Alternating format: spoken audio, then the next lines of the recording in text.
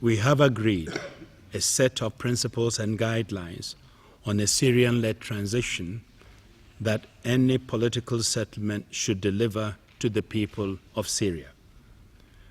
We have offered a perspective for the future that can be shared by all in Syria, a genuinely democratic and pluralistic state with free and fair elections, full respect for human rights and the rule of law, equal access to opportunities for all, and assurances that the rights of smaller communities will be respected as and when necessary and in emergencies. So, thank you for coming.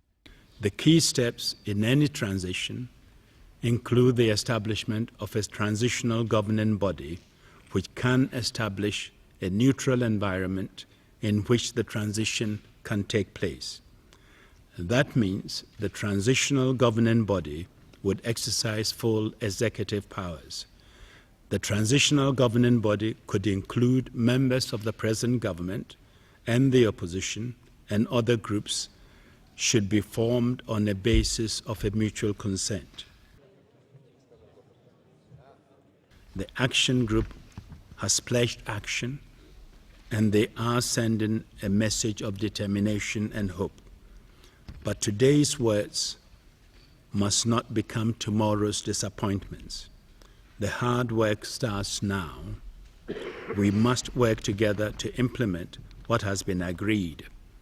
We cannot do this alone. I hope all in Syria will embrace what has been laid out here and work with us to stop the killing and build a better future. Mr. Hague to make a statement. The 5 permanent members of the United Nations Security Council welcome the outcome of the Action Group for Syria in Geneva on the 30th of June.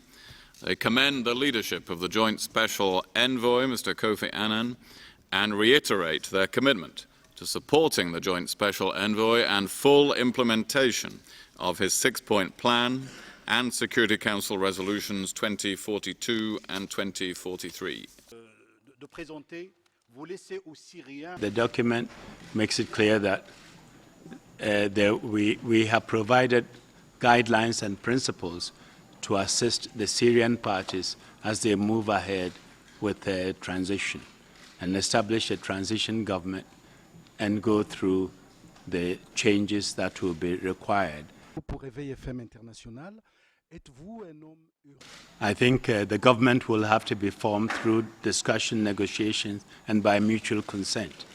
And I will doubt that the Syrians who have fought so hard for their independence to be able to have a say in how they are governed and who governs them will select people with blood on their hands to lead them.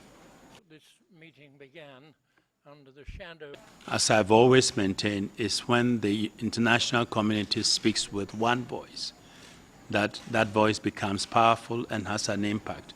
And I think we are seeing the international community coming together, and their unity and cooperation can be lifted to a higher level, and is beginning now. In these sort of situations, leaders and people engage in it say things today that may change completely tomorrow. And sometimes messages are issued and the intended target may be different from those who receive them. I expect the Syrian parties to cooperate. I expect them to understand the gravity of the situation. I expect them to understand that the strong transformational wind which is blowing today cannot be resisted. At least it cannot be resisted for long. My name is Mohammed Furnum. When the time comes for me to ask him to designate an empowered interlocutor for us to continue the process, he will be prepared to do so. And that is one of the first things. When the process starts, he would be expected to do, and the opposition would be expected to also name their interlocutors so that we can start the ball rolling. Or it's not an issue anymore, or was not a target of your consensus?